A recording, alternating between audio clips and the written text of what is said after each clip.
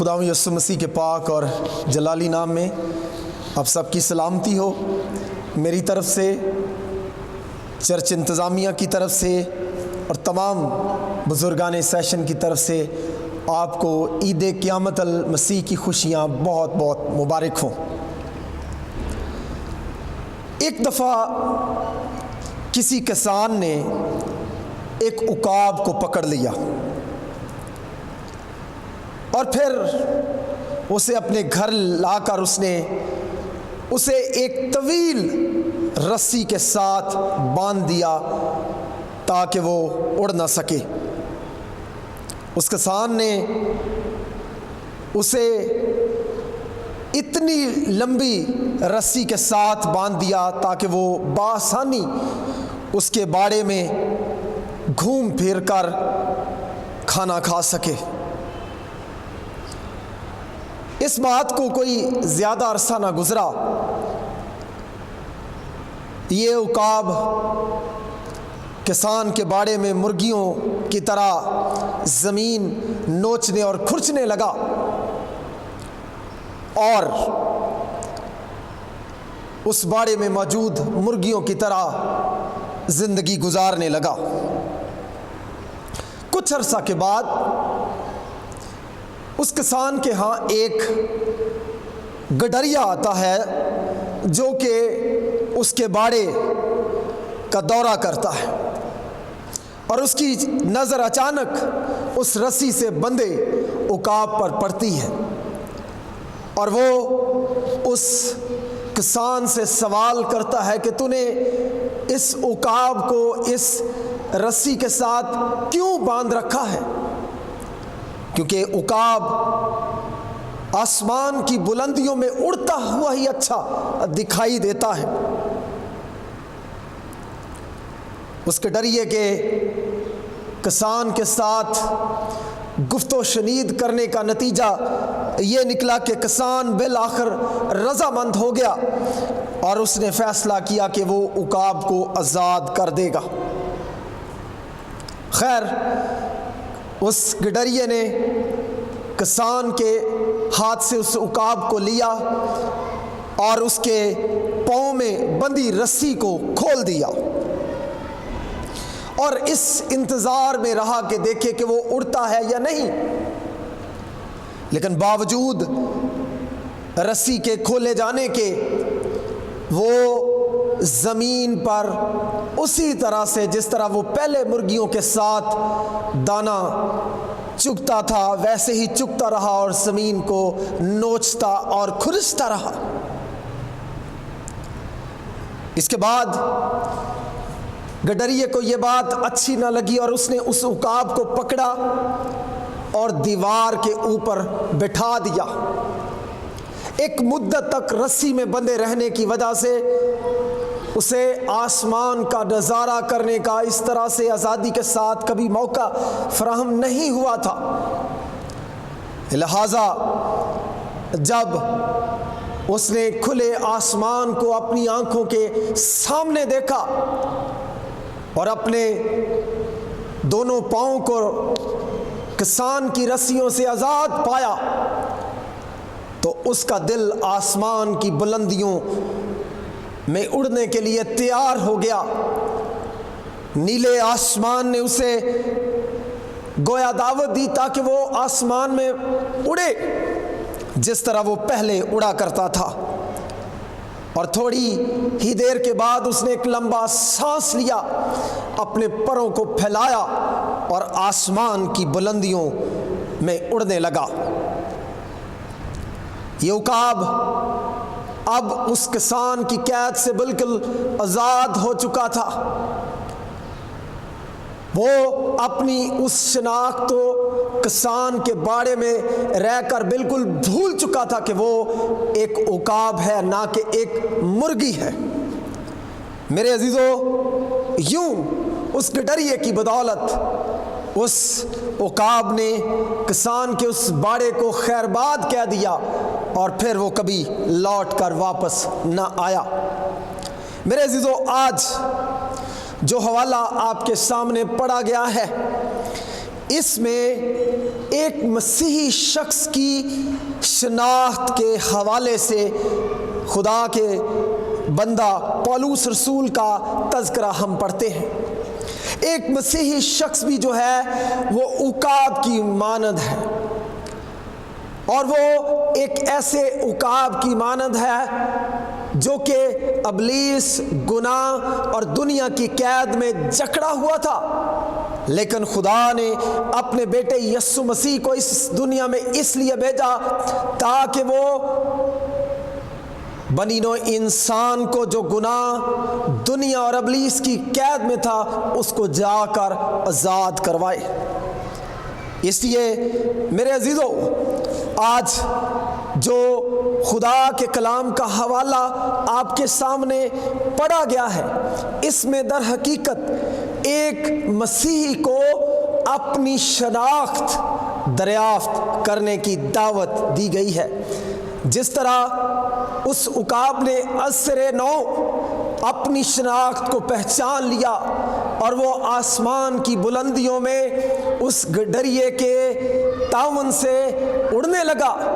اس کی رسیاں کھول دی گئیں اور وہ آزاد ہو گیا، اسی طرح سے ایک مسیحی پر خدا نے اپنے بیٹے یسوع مسیح کے طفیل ایک خاص فضل کیا ہے تاکہ وہ اس کو گناہ، موت، ابلیس اور دنیا سے چھڑا کر اسے ایک آزاد شخص کے طور پر زندگی گزارنے کا فضل بخشے۔ جب ہم خداوند کے کلام کو کلسیوں کے خط اس کے 3 باب کی پہلی آیت سے پڑھتے ہیں تو اس میں ایک مسیحی شخص کی پہچان، ایک مسیحی شخص کی شناخت خداوند کا بندہ پولس رسول بتاتا ہے، اور وہ کہتا ہے پس جب تم مسیح کے ساتھ جلائے گئے تو عالم بالا کی چیزوں کی تلاش میں رہو، جہاں مسیح موجود ہے اور خدا کی داہنی طرف بیٹھا ہے۔ جب آپ کلسیوں کے خط کے 3 باب کی پہلی آیت سے لے کر 4 آیت تک پڑھتے ہیں تو در حقیقت ان آیات میں ایک مسیحی کی شناخت، ایک مسیحی کی پہچان کا تذکرہ خداوند کا بندہ پولس رسول جو ہے وہ اس خاص حوالہ کے اندر کرتا ہوا دکھائی دیتا ہے، اور وہ کہتا ہے کہ ایک مسیحی شخص کون ہے؟ ایک مسیحی شخص وہ ہے جو مسیح کے ساتھ جلایا گیا ہے، مسیح کے ساتھ زندہ کیا گیا ہے۔ لیکن میرے عزیزو، اس سے پہلے کہ خداوند یسوع مسیح مردوں میں سے جی اٹھتے، خداوند یسوع مسیح پہلے مصلوب کیے گئے، خداوند یسوع مسیح دفن کیے گئے اور پھر 3 دن مردوں میں سے جی اٹھے۔ ایک مسیحی بھی اتنی دیر تک یسوع مسیح کے ساتھ جی اٹھنے کا دعویٰ نہیں کر سکتا جب تک وہ پہلے خداوند یسوع مسیح کے ساتھ مصلوب نہیں ہو جاتا، مر نہیں جاتا، کیونکہ جب ہم کلسیوں کے خط کے 3 باب کی پہلی آیت کو پڑھتے ہیں تو یہاں پر لکھا ہے پس جب تم مسیح کے ساتھ جلائے گئے،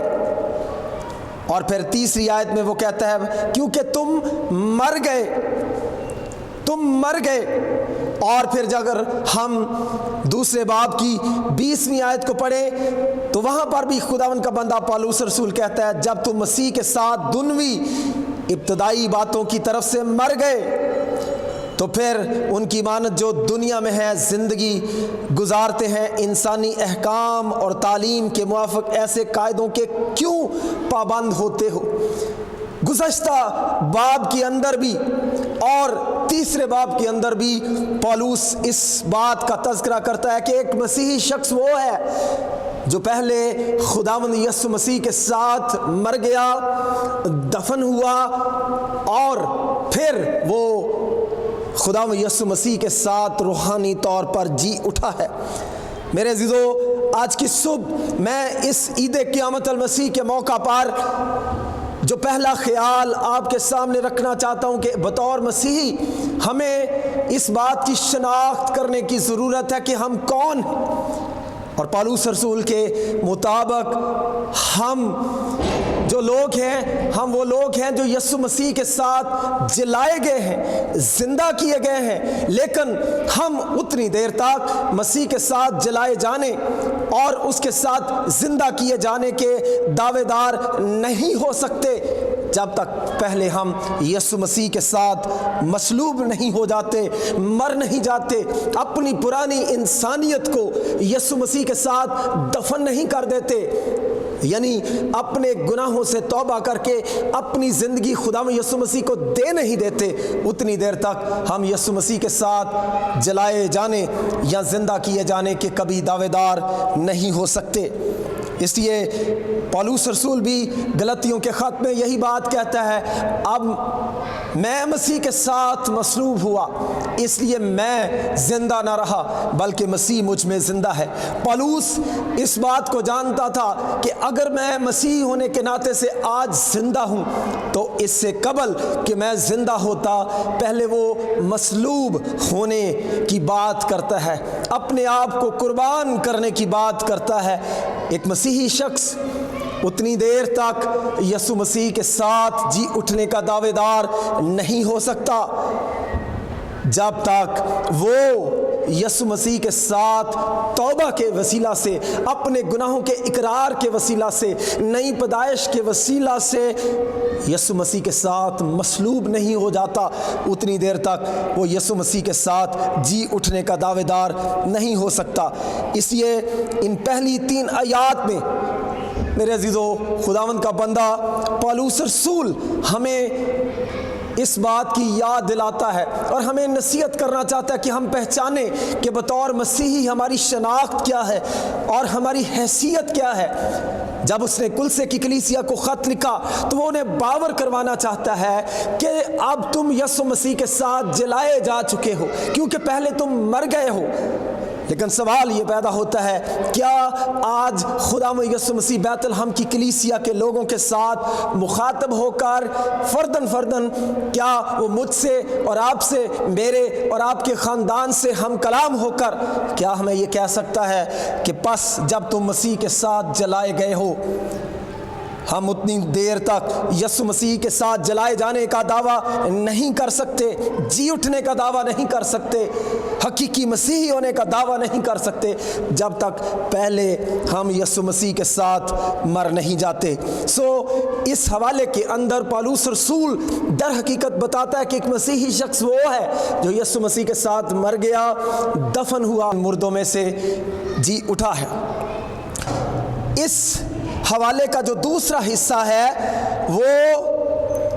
پہلی آیت سے ہی شروع ہوتا ہے اور پہلی آیت کے دوسرے حصے سے شروع ہوتا ہے، اور آغاز ہی میں خداوند کا بندہ پولس رسول ایمانداروں کو ان کی شناخت کروانے کے بعد کہ وہ کون ہیں، یعنی وہ یسوع مسیح کے ساتھ جلائے گئے ہیں، زندہ کیے گئے ہیں، ان کو 2 طرح کی نصیحتیں کرتا ہے۔ پہلی طرح کی جو نصیحت مردوں میں سے جی اٹھنے والے ایمانداروں کو وہ کرتا ہے، وہ کہتا ہے کہ تمہاری یہ ذمہ داری ہے، اور جس کا تذکرہ پہلی آیت میں پایا جاتا ہے، پس جب تم مسیح کے ساتھ جلائے گئے تو عالم بالا کی چیزوں کی تلاش میں رہو۔ ہم مسیحی ہیں، جتنوں نے خدا یسوع مسیح کو قبول کر لیا ہے، توبہ کر کے اپنی زندگی دے دی ہے، وہ اب یسوع مسیح کے ساتھ مصلوب ہونے اور جی اٹھنے کے تجربہ سے گزر چکے ہیں۔ اب جب وہ جی اٹھ چکے ہیں، تبدیل ہو چکے ہیں، نئے مخلوق بن چکے ہیں، یسوع مسیح کی نجات کا تجربہ وہ کر چکے ہیں، اب ان کی پہلی ذمہ داری کیا ہے؟ خدا ان کے کلام کے مطابق انہیں عالم بالا کی چیزوں کی تلاش میں رہنا ہے۔ کلام میں لکھا ہے وہاں کی چیزوں کی تلاش میں رہنا جہاں مسیح موجود ہے اور خدا کی داہنی طرف بیٹھا ہے۔ دوسری آیت میں پھر وہ اس بات پر زور دیتا ہے عالم بالا کی چیزوں کی تلاش میں رہو، نہ کہ زمین پر کی چیزوں کی۔ میرے عزیزو، ایک مسیحی ہوتے ہوئے اب جب ہم تبدیل ہو چکے ہیں، ہم نئی انسانیت کو پہننے کے دعوے دار ہیں، ہم نئے مخلوق بننے کا دعویٰ کرتے ہیں، تو بطور مسیحی اب ہماری پہلی ذمہ داری جو ہم پر عائد ہوتی ہے، اور وہ یہ ہے کرسچن بننے کے بعد، مسیحی بننے کے بعد ہم نے عالم بالا کی چیزوں کی تلاش میں رہنا ہے۔ اس دنیا میں رہتے ہوئے میں سمجھتا ہوں کہ دنیا کی چیزیں اور عالم بالا کی چیزیں، عالم بالا کی چیزیں وہ ہیں جن کا ذکر خدا کے کلام میں کیا گیا ہے، اور شاید یہ وہ چیزیں ہیں جن کو ہم اپنی جسمانی آنکھوں کے ذریعے سے دیکھ نہیں سکتے۔ دنیاوی چیزیں، زمینی چیزیں وہ ہیں جن کو ہماری جسمانی دنیاوی آنکھیں دیکھتی ہیں، اور ہم ان دنیاوی اور زمینی چیزوں سے روز بروز متاثر ہوتے ہیں۔ ہم زیادہ سے زیادہ اپنے آپ کو ان چیزوں سے محظوظ اور محصور کرنا چاہتے ہیں، ہم دنیاوی چیزوں سے لطف اندوز ہونا چاہتے ہیں، لیکن خداوند کا بندہ پولس رسول کلسے کی کلیسیا کو دعوت دیتا ہے، پس جب تم مسیح کے ساتھ جلائے گئے تو عالم بالا کی چیزوں کی تلاش میں رہو۔ بطور ایماندار ہمیں عالم بالا کی چیزوں کی تلاش میں رہنا ہے، نہ کہ زمین کی چیزوں کی تلاش میں۔ آج کا انسان چاہتا ہے اس کے پاس اچھا گھر ہو، اس کے پاس اچھے کپڑے ہوں، اچھی خوراک ہو، اچھی تعلیم ہو، اچھا بینک بیلنس ہو، اسی طرح سے آمد و رفت کے لیے اس کے پاس ہر طرح کی سہولت موجود ہو، گاڑیاں ہوں۔ یہ ساری باتیں اچھی ہیں، لیکن میرے عزیزو یہ تمام باتیں عالم بالا پر موجود روحانی چیزوں کا، ابدی چیزوں کا کبھی نعم البدل نہیں ہو سکتی۔ اس لیے میرے عزیزو خداوند کا بندہ پولس رسول کلسے کی کلیسیا کے ایمانداروں کو نصیحت کرتا ہے کہ اب جب تم مسیح کے ساتھ جلائے گئے ہو تو تمہیں زمین کی چیزوں کی تلاش میں نہیں رہنا بلکہ آسمان کی چیزوں کی تلاش میں رہنا ہے۔ افسوس کی بات یہ ہے کہ آج بہت دفعہ ہمارے ٹی وی چینلز پر زمینی چیزوں کو حاصل کرنے کی لوگوں کو دعوت دی جاتی ہے، آئیں اگر آپ شفا لینا چاہتے ہیں تو آپ کو ملے گی، اگر آپ ویزا لینا چاہتے ہیں آپ کو ملے گا، اگر آپ نوکری لینا چاہتے ہیں آپ کو ملے گا، اور اس طرح سی دنیاوی چیزوں کی طرف لوگوں کی توجہ دلائی جاتی ہے اور ان کو عالم بالا کی چیزوں کے مشتاق رہنے کی نصیحت کم کی جاتی ہے۔ ابتدائی ہی صدیوں میں جب مسیحت کا آغاز ہوا تو خداوند کا بندہ پولس انہیں دنیاوی چیزوں کے طلبگار ہونے کی بجائے انہیں عالم بالا کی چیزوں کی کھوج اور تلاش اور آرزو اور تمنا کرنے کی نصیحت کرتا ہے۔ کاش آج کا ایماندار دنیاوی چیزوں سے بڑھ کر کہیں وہ آسمانی اور عالم بالا کی چیزوں کی تلاش میں رہے، کیونکہ آسمانی چیزیں حقیقی چیزیں ہیں، آسمانی اور عالم بالا کی چیزیں ابدی چیزیں ہیں، کیونکہ دنیا اور اس کی خواہش مٹتی چلی جاتی ہے۔ دنیا کی چیزیں جو ہیں وہ ایک دن ختم ہو جائیں گی، کیونکہ کلام میں لکھا ہے زمین پر اپنا مال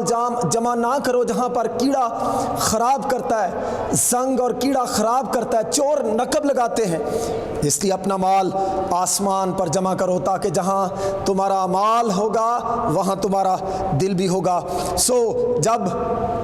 ہم ایسٹر پر آج یسوع مسیح کے جی اٹھنے کی خوشی کو سیلیبریٹ کر رہے ہیں تو بطور مسیحی ہوتے ہوئے اگر ہم نے یسوع مسیح کو پہنا ہے تو یہ ہمارے لیے بھی خوشی اور شادمانی کا دن ہے، کیونکہ ہم بھی یسوع مسیح کے ساتھ مردوں میں سے جی اٹھے ہیں۔ نئی پیدائش کے تجربے کے ذریعے سے ہمیں روحانی قیامت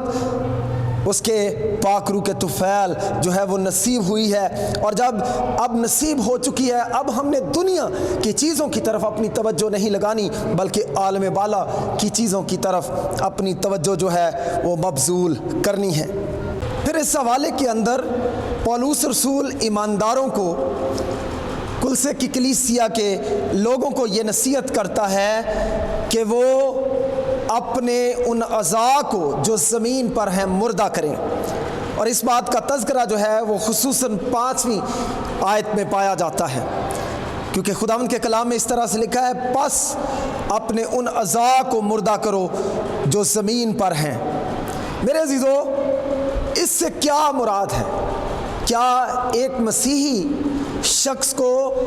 اپنے جسم کے اعضاء کو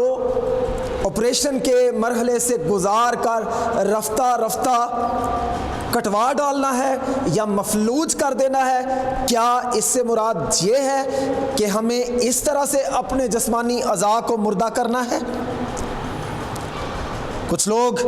خدا یسوع مسیح کی تعلیم کو لفظی طور پر لیتے ہیں، اور کچھ لوگوں نے خدا یسوع مسیح کے پہاڑی واز کے الفاظ کو بالکل اسی طرح سے سوچا اور لیا۔ خاص طور پر خدا یسوع مسیح کے الفاظ کہ اگر تیری داہنی آنکھ تجھے ٹھوکر کھلائے تو اسے نکال کر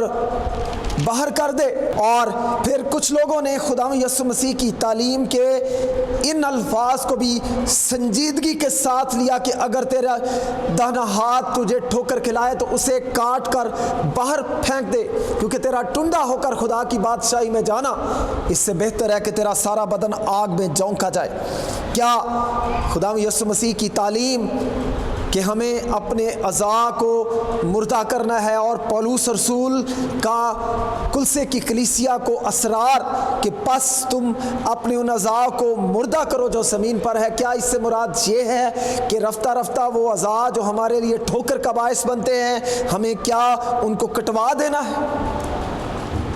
ابتدائی صدیوں میں اورغین نامی ایک مسیحی ہوا جس نے خدا یسوع مسیح کی تعلیم کو لفظی طور پر لیا، اور اس نے اپنے ایک اعضائے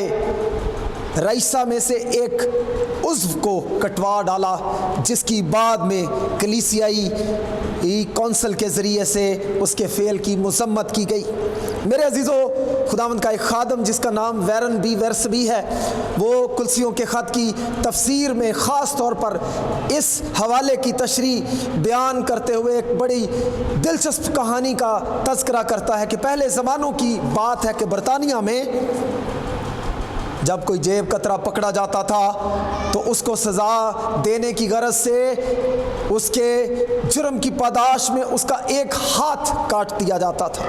اور اگر وہ شخص پھر چوری کرتا تو اس کا دوسرا ہاتھ کاٹ دیا جاتا تھا۔ ایک دفعہ ایسا ہی ہوا جب ایک جیب کترے کے دونوں ہاتھ کاٹ دیے گئے،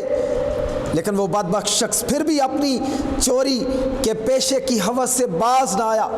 اور وہ اپنے دانتوں سے بھی دوسروں کی جیب کاٹ لیا کرتا تھا۔ لہٰذا مختصر میں یہ کہنا چاہتا ہوں کہ جب تک ہمارا دل تبدیل نہیں ہو جاتا، ہمارے جسمانی اعضاء کو مردہ کر دینے سے بات نہیں بنتی۔ لہٰذا جس بات کا اسرار خدا ان کا بندہ پولس اس حوالے کے اندر کر رہا ہے، وہ کہہ رہا ہے پس اپنے ان اعضاء کو مردہ کرو جو زمین پر ہیں، یعنی وہ خواہشات، وہ برے رجحانات، وہ بری خواہشیں، وہ رجحانات جو ہمیں خدا سے دور لے جاتے ہیں، خدا کی حضوری سے دور لے جاتے ہیں، خدا کی پاکیزگی سے دور لے جاتے ہیں۔ ہمیں ان اعضاء کو مردہ کرنے کی ضرورت ہے، ان خواہشوں، ان رغبتوں کو صلیب پر روز بروز کھینچنے کی ضرورت ہے۔ اور یہی بات خداوند کا بندہ پولس رسول اس حوالے کے اندر کہتا ہوا نظر آتا ہے، اور کہتا ہے پس اپنے ان اعضاء کو مردہ کرو جو زمین پر ہیں، یعنی حرام کاری۔ کون سے اعضاء ہیں جس کو ہم نے مردہ کرنا ہے؟ حرام کاری، ناپاکی، شہوت پرستی، بری خواہش، لالچ، بت پرستی۔ اور پھر وہ کہتا ہے کیونکہ انہی کے سبب سے خدا کا غضب نافرمانی کے فرزندوں پر نازل ہوتا ہے۔ جب خدا ایمانداروں کی زندگیوں میں حرام کاری کو، ناپاکی کو، شہوت پرستی، بری خواہش، لالچ اور بت پرستی جیسے کبھی گناہوں کو ایمانداروں کی زندگیوں میں دیکھتا ہے، تو کلام میں لکھا ہے، پولس کہتا ہے انہی کے سبب سے خدا کا غضب جو ہے وہ نافرمانی کے فرزندوں پر نازل ہوتا ہے۔ ایک مسیحی اب غضب کا فرزند نہیں رہا، وہ ایک فضل کا فرزند ہے، اس لیے اسے نہ حرام کاری، نہ ناپاکی، نہ شہوت پرستی، نہ لالچ، نہ ہوس، نہ بت پرستی میں زندگی گزارنی ہے، بلکہ اسے ایک مردوں میں سے جی اٹھے مسیحی کی حیثیت سے عالم بالا کی چیزوں کی تلاش میں رہتے ہوئے زمین پر ان اعضاء کو جو اسے بدی اور برائی کی طرف لے جاتے ہیں ان کو اسے مردہ کرنے کی ضرورت ہے۔ اور کلام میں لکھا ہے اور تم میں بھی جس وقت ان باتوں میں زندگی گزارتے تھے اس وقت انہی پر چلتے تھے۔ وہ پرانے چال چلن کی بات کرتا ہے اور پھر کچھ اور، پہلے وہ سنگین بدیوں کی بات کرتا ہے کہ ہمیں ان کو چھوڑنا ہے، اور کچھ ایسی روزمرہ کی بری عادات اور بری چیزیں ہیں جو ایمانداروں کی زندگیوں میں پائی جاتی ہیں، وہ ان کو بھی چھوڑنے کی ہدایت کرتا ہے۔ اور پھر 8ویں آیت میں کہتا ہے لیکن اب بھی ان سب کو یعنی غصہ اور قہر اور بدخواہی اور بدگوئی اور منہ سے گالی بکنا چھوڑ دو۔ بہت دفعہ ایماندار یسوع مسیح کو قبول کر لینے کے بعد بھی وہ غصے، قہر، بدخواہی، بدگوئی یعنی دوسروں کی پیٹھ کے پیچھے برائیاں کرتے رہتے ہیں۔ گالیاں دینے کی عادت بہت دفعہ ایمانداروں کے اندر موجود رہتی ہے، جھوٹ بولنے کی عادت موجود رہتی ہے۔ اور 9ویں آیت میں کہتا ہے ایک دوسرے سے جھوٹ بولنا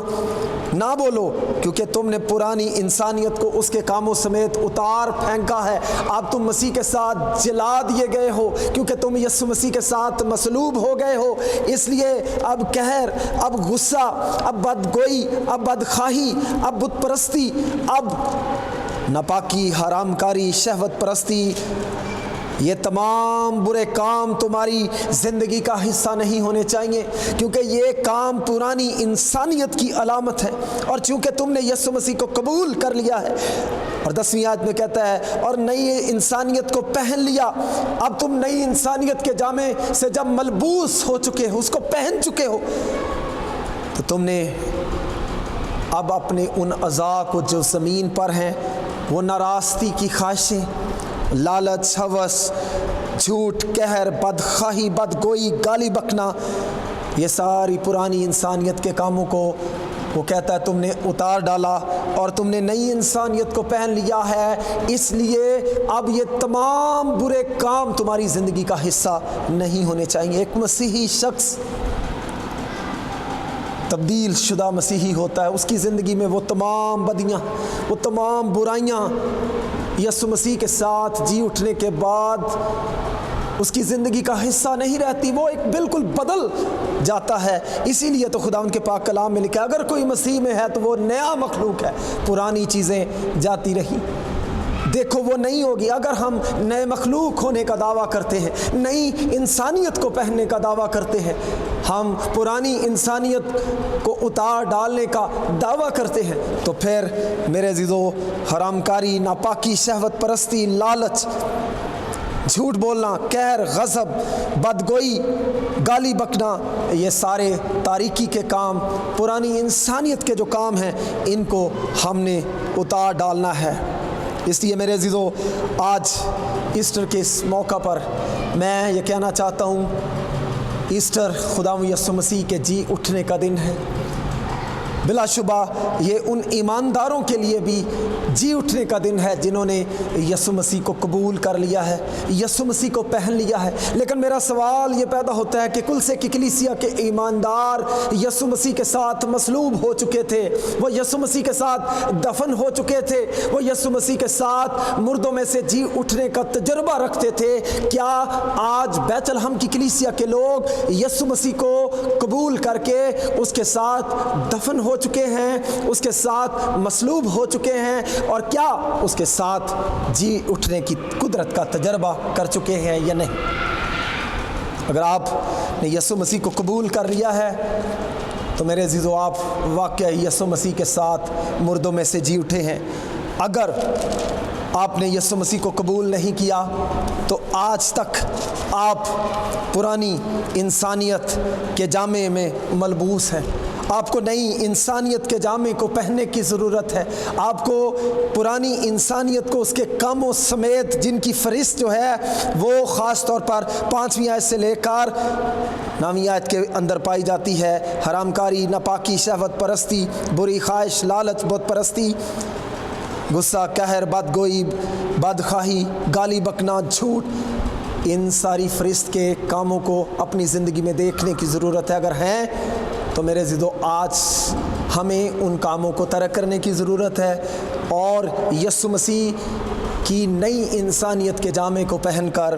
پھر ایسٹر کو منانے کی ضرورت ہے. پھر ہی میرے عزیزو ہم اس بات کے صحیح حقدار ہو سکیں گے کہ ہم کہہ سکیں کہ ہم واقعہ ہی مسیح کے ساتھ جلائے گئے ہیں.